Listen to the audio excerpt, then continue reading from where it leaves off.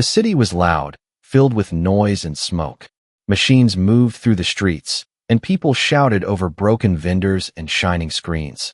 But on the edge of the city, behind walls where no one cared to look, there was a pit. It was not a normal pit.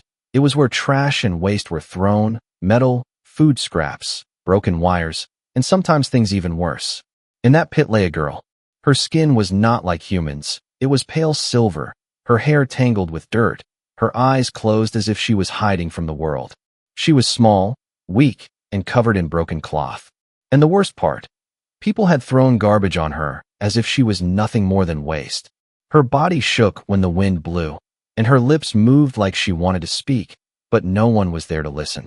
From the street above, a man stopped walking. He had seen the pit many times, but today something felt strange. He leaned closer, pushing away the smell of rot, and then he saw her. At first he thought it was just a body, but then her fingers twitched. She was alive. His name was Daniel, a human, a simple worker in the city. He did not belong to the powerful. He was not rich. He was not a soldier. But he had eyes that could see what others ignored. He looked at the girl again and felt anger in his chest. Why would anyone throw a living being into trash?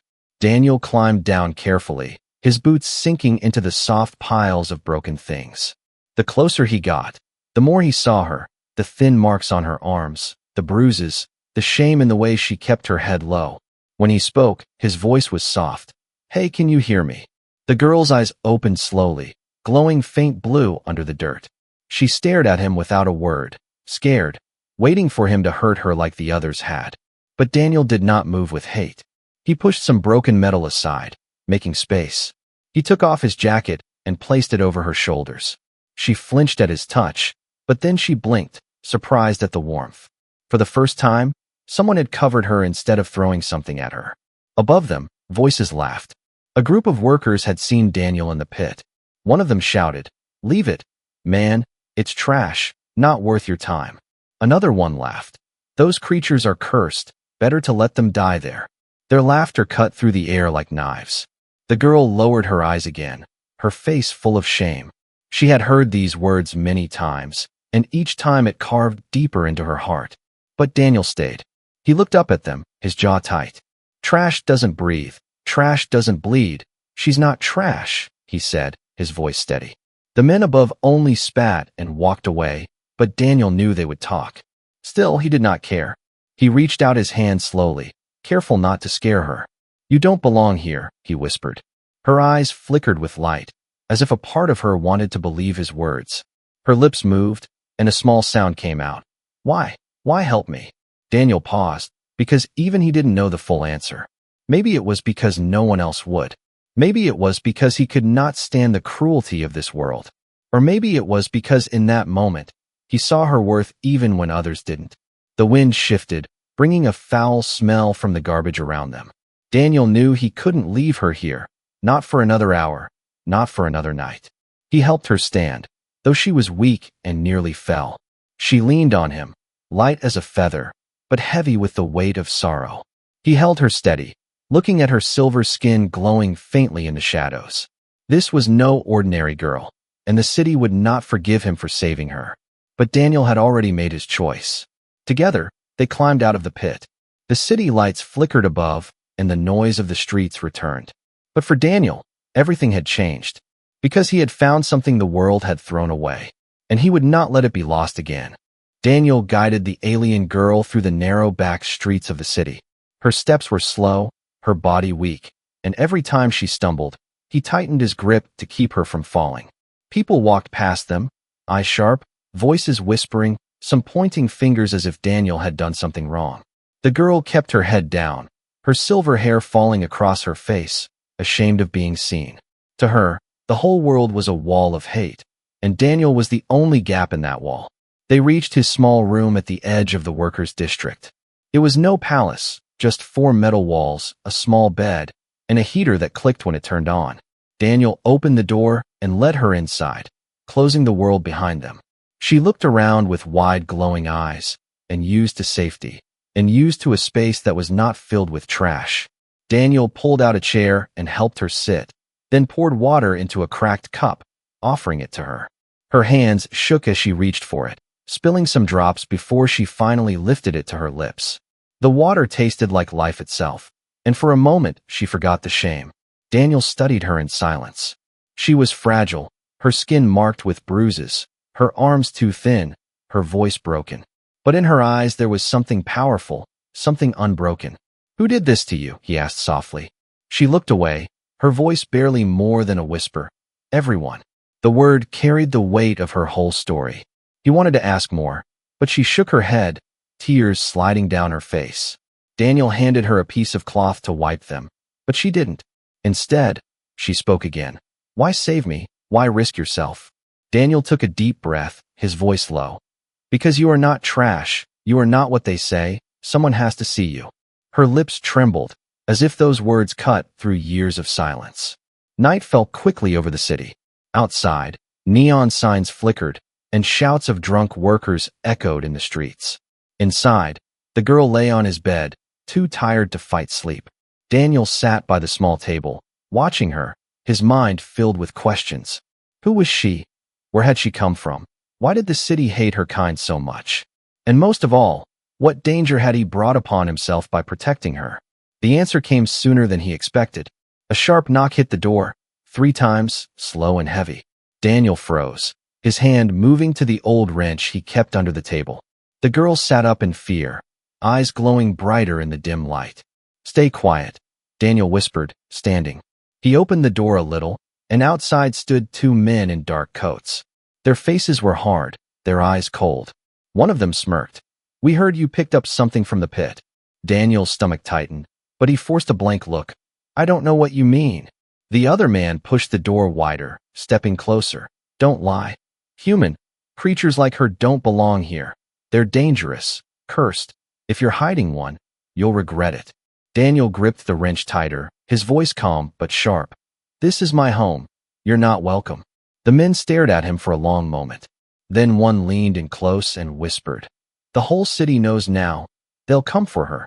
And when they do, you'll wish you left her in the trash." With that, they turned and walked into the night, their footsteps fading but their warning burning like fire. Daniel shut the door and locked it, his chest heavy with anger and fear. The girl sat curled on the bed, hugging herself, her body trembling. "I should go," she whispered. "I bring danger, they will hurt you." But Daniel shook his head, kneeling beside her. "No, you don't walk back into hate, not while I breathe." Her eyes widened, surprised by his promise, as if no one had ever spoken for her before. She reached out, touching his arm lightly, her fingers glowing faint blue for a second. Daniel felt warmth rush through him, a strange calmness settling in his chest. He looked at her, confused. What was that? She pulled her hand back quickly, afraid. "I didn't mean, it happens when I'm scared." Daniel's mind raced. She wasn't just an alien girl. She carried something else, something hidden. And now he knew why the city wanted her gone.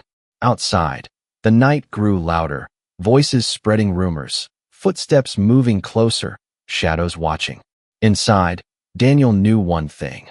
The world would not let her live in peace. But he also knew another thing. He would fight it. Because in that fragile survivor, he had found more strength than all the cowards who threw her away. The morning came with the sound of sirens echoing in the distance. Daniel stood at the window of his small room, watching the streets below. Already, groups of people gathered in corners, whispering, pointing, waiting for gossip to spread like fire. The rumor was everywhere now. Daniel had taken in an alien girl, a cursed one, a worthless one. And in a city built on fear and pride, that rumor was enough to turn the whole crowd against him. The girl sat quietly on the bed, her silver hair brushing against her pale shoulders, her glowing eyes fixed on the floor. She had not eaten much, and Daniel could see the way her hands shook. Yet even in her weakness, she carried something strange in her presence, something almost sacred. He brought her a piece of bread and placed it in her hands. "Eat. You'll need strength," he said. She hesitated, then whispered, "Why do they hate me so much? I never harmed them." Daniel had no answer that could ease her pain, only truth. Because people fear what they do not understand, and they destroy what they fear. By noon, trouble arrived. 3 boys from the street banged on the door, shouting, "Monster lover, come out. Let us see your pet." They threw stones at the windows, breaking one. Glass shards fell across the floor.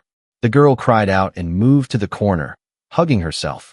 Daniel grabbed his wrench and stormed to the door, shouting back, "Get away before I break your teeth." The boys laughed, but soon the sound of older voices pulled them away. Even so, Daniel knew the city was watching, waiting, testing how far they could push him. When night returned, he walked with the girl through hidden alleys. He thought the darkness would protect them, but instead it made the whispers louder. Men watched from the shadows, their eyes filled with disgust, their hands gripping bottles and knives. One of them stepped forward, blocking the path. "You think she's special, human. She's nothing. Her kind poisons everything." Daniel tightened his grip on her hand, pulling her behind him. "She's worth more than any of you. Step aside." The man spat on the ground, his friends moving closer, the alley shrinking with danger. It was then that something strange happened. The girl, though terrified, lifted her head, her glowing eyes locking on the men. For a second, the air shimmered, and Daniel felt his chest tighten as if invisible hands were pressing on him. The men froze, their faces twisting in sudden fear. One of them dropped his knife, another stumbled back. A faint blue light pulsed from her body, soft but powerful, like a heartbeat that reached beyond skin. Daniel turned to her, shocked, but she quickly lowered her gaze, ashamed. "I didn't mean to. It happens when they wish me harm." The men ran, tripping over each other, too afraid to stay. The alley was silent again. Only the sound of Daniel's fast breathing filled the air. He looked at her, more questions rising inside him, but he didn't push her for answers. Instead, he whispered, "Don't be ashamed, they deserved it." Her lips trembled, tears in her glowing eyes. "I never wanted power. I only wanted peace." Daniel touched her shoulder gently. "Then maybe peace begins when someone finally sees you for who you are." Back at the room, Daniel thought about what had happened. He realized now that she was not just a victim, not just a fragile survivor. She carried something rare, something dangerous and beautiful. The city wanted her gone because they feared that power. But Daniel, for the first time, felt a strange hope. Maybe her gift was not a curse, maybe it was a sign. Still, the danger grew. By the next morning, a notice was nailed to the wall outside his building. "Anyone hiding alien filth will be punished." It read, stamped with the mark of the city guards. The crowd cheered when they saw it, some even chanting, "Burn the monster." The girl clung to Daniel's arm, her body trembling. "They will come. They will kill us." Daniel looked at her and shook his head, his voice steady. "Then let them try.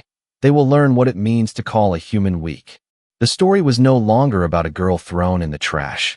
It was about survival, about worth, about two lives bound together against a world that hated them both. And as Daniel closed the door once more, he knew the storm was only beginning. But in his heart, he had already chosen his side. The city guards did not wait long. By the second night, Daniel heard boots marching in the distance, their voices calling for silence, their orders sharp. He pulled the curtains closed and whispered to the girl, "Stay quiet, no matter what." Her glowing eyes were wide with fear, her fingers gripping his arm so tightly he felt her trembling through his skin. Outside, neighbors opened doors and windows, watching with greedy faces, hungry for the show. They wanted to see the monster dragged out. They wanted to see Daniel punished for protecting her. The first knock came like thunder. "Open the door," the guard shouted, his voice deep. "By order of the council, hand over the alien." Daniel stood still, wrench in hand, breathing heavy. He had no plan, no backup, only his stubbornness. The girl shook her head, whispering, "Don't fight. They'll kill you. Please, let me go. I don't want you to suffer." But Daniel looked at her, his eyes sharp. "I don't care what happens to me. I care what happens to you." The door cracked under the second hit, with splintering. Daniel braced himself. But before the third strike came, the girl stood, her small frame shaking, her eyes glowing brighter than before. Blue light spilled from her palms like smoke turning to fire. Daniel gasped, stepping back, not in fear of her, but in awe. The light spread across the walls, humming softly, filling the room with warmth. Then, as the door burst open, the guard stepped inside and stopped. They froze as if invisible chains wrapped around them. Their eyes widened. Their weapons clattered to the floor. The air grew heavy, pressing down on everyone except Daniel and the girl. One guard fell to his knees, clutching his chest. The other screamed as if he was drowning in air. The girl's voice rang out, trembling but strong. "Leave us." And for the first time, the powerful guards looked like frightened children. They scrambled out, dragging each other, slamming the doors shut behind them. When the room was silent again, the girl collapsed to her knees, her light fading, her breath shallow. Daniel rushed to her side, catching her before she hit the ground. He whispered, "What are you? How did you do that?" Her voice was weak, almost fading. "I don't know. I never asked for this. It just comes when I'm afraid, when I want them to stop." She looked at him with tears. "This is why they call me cursed, because I cannot control it." Daniel held her tighter, his voice steady. "Then they are fools. Power doesn't make you cursed, cruelty does." He laid her gently on the bed, covering her with his blanket. Outside, voices shouted in panic, guards warning the crowd to stay back, rumors spreading faster than fire. "Did you see her eyes?" someone yelled. "She killed them with a look," another voice cried. Though no one had died, fear had already written its own story. Daniel knew they could not stay here anymore. The city would never stop hunting her now. At dawn, Daniel packed what little he had, a bag of tools, some food, a map, and the girl's cloak he had found in the pit. The girl sat up weakly, watching him, her voice soft. "Where will we go?" "Somewhere they can't find you," Daniel said, though he wasn't sure such a place existed. Still, he knew they had to try. They slipped out through the old tunnels under the city, where rats and broken machines lived. The smell of oil and rust filled the air, dripping water echoed in the dark. Daniel carried a lantern, the light shaking as he walked.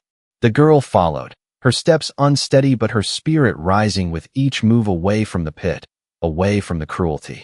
"In the tunnels," she whispered, "no one has ever fought for me before, not once. You are different." Daniel gave a small smile. "Or maybe I'm just the only one too stubborn to let you go." Hours later, they reached the outer gates of the city. The world beyond was wide, full of broken lands, ruins of old wars, and wild skies. Danger lived there too, but so did freedom. The girl stood beside him, the rising sun touching her silver skin, making her glow. Daniel looked at her and thought, maybe the world had thrown her away, but here, outside the city, she could become something more, something greater. Still, he knew their journey was only beginning. Behind them, the city would not forgive, and ahead, the unknown waited. But he also knew this truth. Whatever her power was, whatever her curse was called, it was not a burden to him. It was a promise. The land outside the city was harsh. Dry winds carried dust across the broken earth, and the remains of old battles lay scattered. Burned tanks, rusted machines, shattered towers leaning like dead trees. Daniel and the alien girl walked slowly, their bodies tired but their minds alert. Every sound of the wind felt like footsteps behind them. Every shadow made Daniel turn with his wrench ready. He knew the city guards would not forget, they would come, but he also knew they had no choice but to keep moving. They stopped by the ruins of an old factory, its walls torn open, its roof missing. Daniel built a small fire with scraps of wood, its smoke rising into the darkening sky. The girl sat close, holding her knees, her silver skin glowing faintly in the light. She looked fragile, but her eyes were endless, full of weight. Daniel offered her some bread, and she took it slowly, whispering, "Why risk your life again and again, when even your own people turn against you?" Daniel smiled faintly. "Because I don't see a monster, I see someone worth saving." Her lips trembled, as if she wanted to believe but could not. The silence grew heavy, until finally, she spoke again. "My name is Lyra," she said softly, as if giving away a secret. Daniel repeated it quietly, "Lyra," letting the name stay on his tongue. It felt right, like something human and alien at the same time. She looked into the fire, her voice breaking. "I was not born in the city. I came from the stars with my people, long ago, but we were hunted, captured, and sold. The city took me when I was a child. They said I was useless. They said I was cursed, so they threw me away." Her eyes filled with tears, shining in the firelight. "No one ever asked if I wanted to live." Daniel listened, his hands tightening into fists.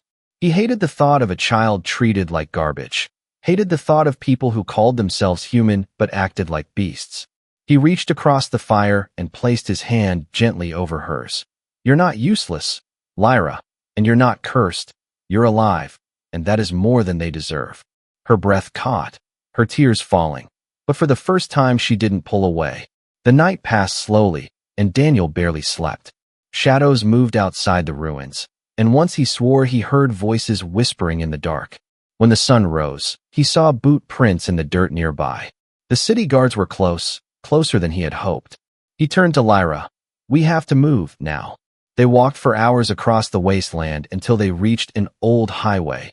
Broken into pieces, the road lined with rusted vehicles. As they moved between the silent machines, a sound stopped them, metal scraping against stone. Figures appeared from the wrecks, not guards, but scavengers, rough men with weapons made from scrap. Their leader grinned.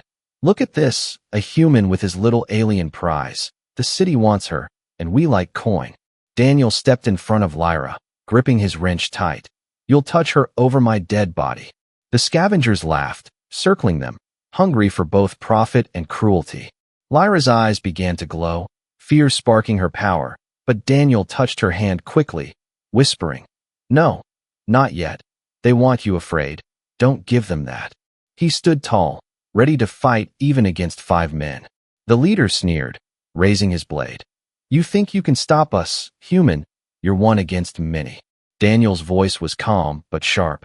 "Then come and see how many it takes to break me." The fight broke out fast. Daniel swung his wrench, striking one man across the face. Another lunged with a spear, but missed as Daniel shoved him into a rusted car. Still, he was only one man, and the scavengers pressed harder, blades cutting close, fists landing. Lyra watched, her heart racing, every instinct telling her to release the power she feared. But Daniel's voice echoed in her mind. "Don't give them fear." Blood trickled from Daniel's lip as he fought, his arms heavy, his body pushed to the edge. One scavenger grabbed him from behind, holding him tight, while another raised a knife to strike. Lyra cried out, her fear breaking into strength. Blue light exploded from her hands, pulsing like a wave across the highway. The scavengers screamed, dropping their weapons, their bodies thrown back by invisible force. The leader hit the ground hard, his eyes wide with terror. "She's not cursed, she's death," he shouted, crawling away before fleeing with the others. Silence returned, broken only by Daniel's heavy breathing. He wiped the blood from his mouth and looked at Lyra, who was trembling, ashamed of what she had done. "I didn't want to, but they would have killed you," she whispered, her voice breaking. Daniel placed a hand on her shoulder, steady and warm. "You didn't kill, Lyra. You saved. That's the difference." Her glowing eyes met his, and for the first time, she saw herself not as a curse, but as something more.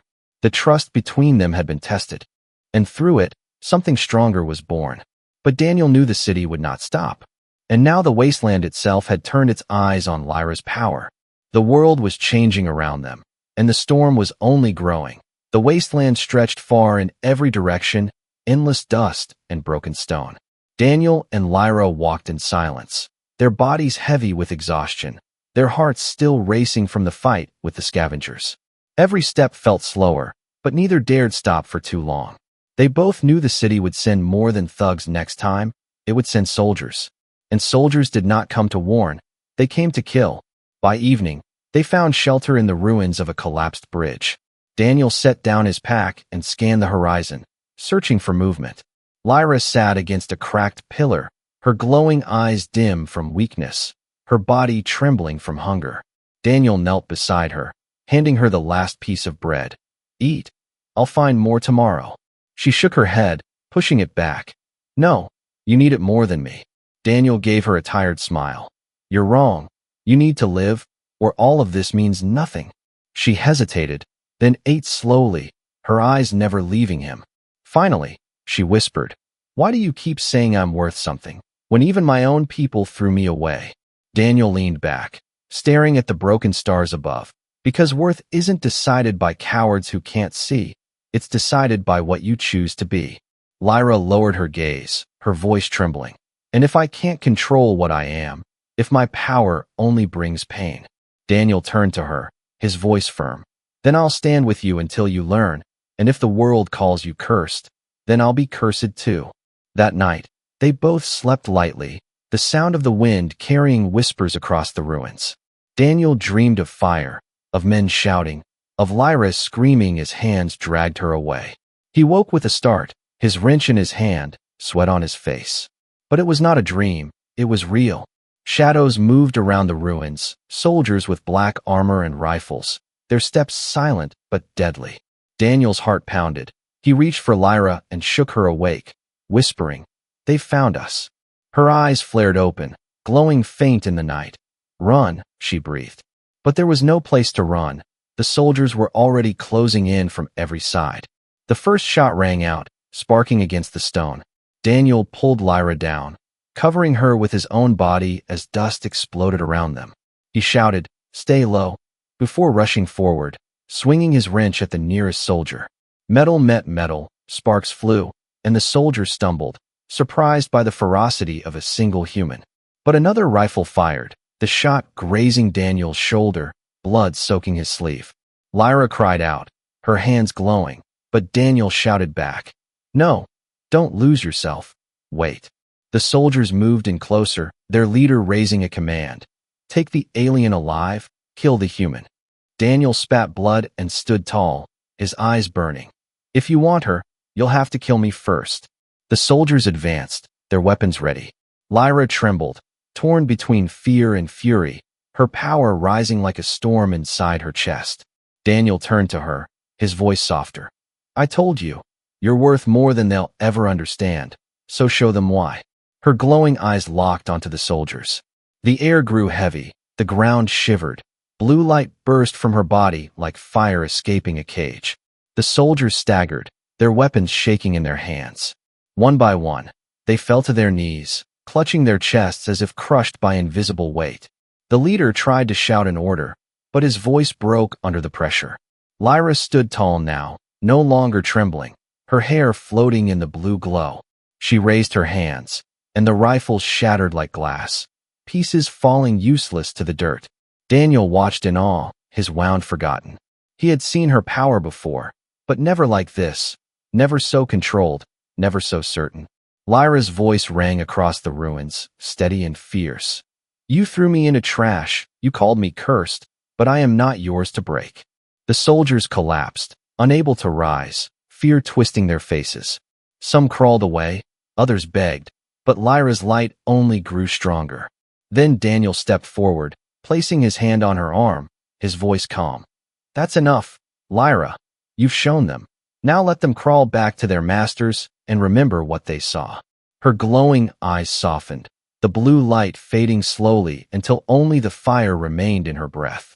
She looked at him, tears mixing with her strength. "Did I do the right thing?" Daniel nodded firmly. "You showed them you're not trash, you're not cursed, you're alive, and you're worth fighting for." The soldiers fled into the night, broken not by blades or bullets, but by the truth of her power. Daniel sat beside her, bleeding but smiling faintly. And Lyra, for the first time, lifted her head with no shame. Only a quiet fire inside her chest. But both of them knew this was not the end. The city would not stop. It would send more. It would send worse. Yet now, Lyra was no longer only a fragile survivor. She was something greater. Proof that even what the world threw away could rise and shine brighter than fear itself. The night after the battle was quiet. Too quiet. The broken ruins glowed faintly with the last traces of Lyra's power, and the wind carried the smell of burned metal and dust. Daniel leaned against a cracked wall, his shoulder wrapped in cloth, blood drying on his skin. He watched Lyra sitting nearby, her silver hair shining in the pale moonlight, her glowing eyes no longer filled with shame, but with fire. For the first time, she looked not like a victim, but like someone who had found herself. Still, silence weighed between them.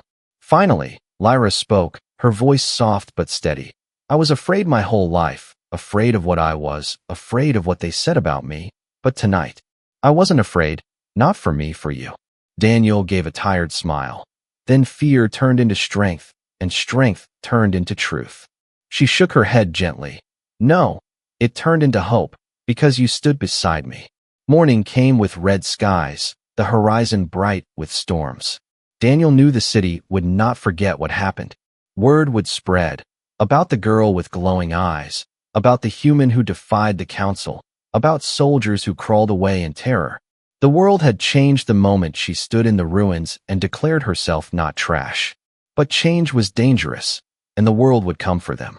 As they walked further into the wasteland, they found scattered groups of outcasts, people cast aside by the city, scavengers who were tired of cruelty, wanderers who had no home. At first, they looked at Lyra with fear, whispering about the glow in her eyes. But when Daniel spoke, his voice was strong. She is not cursed.